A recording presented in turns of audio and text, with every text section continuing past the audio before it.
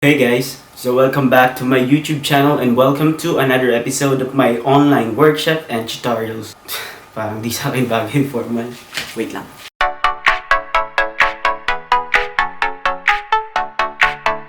So ayun na nga, ang ating topic ay kung paano ko kinukulayan sa Lightroom yung mga photos namin na ina-upload sa page. Pero this time kakaiba kasi gagamitin ko yung phone ko para i-color grade yung mga pictures. Pero bago ang lahat, please subscribe to my YouTube channel para maging updated kayo sa mga workshops natin online for beginner photographers. Tunahin natin tong debut picture ni Yuni.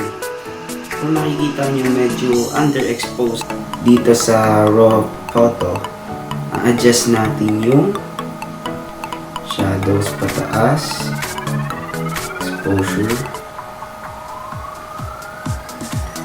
tapos babawasan natin yung highlights sagad,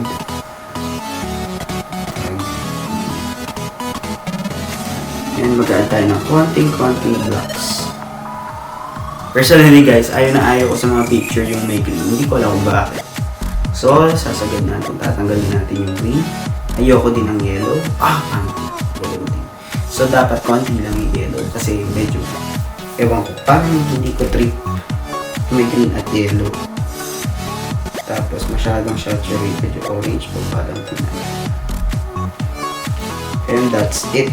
Before and after. Before and after.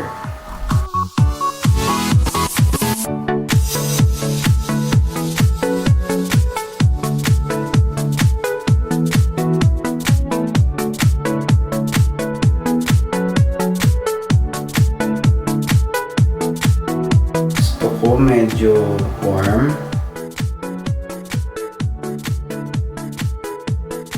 at walang kulay yellow at wala ding green. Konti lang yung saturation ng orange.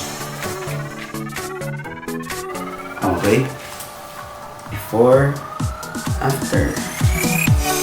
Sinare ko lang sa inyo kung paano ko kinukulayan yung mga ina-upload namin pictures sa Lightroom, pero hindi ko naman kayo ini-encourage na gayahin nyo all the time or gano'n na nga yung gawin nyo dahil the end of the day, kayo pa rin ang masusunod kung ano gusto nyo kulay sa inyong mga pictures or kung saan style nyo gustong sumikat as a photographer. So don't forget to subscribe and like this video. Bye-bye!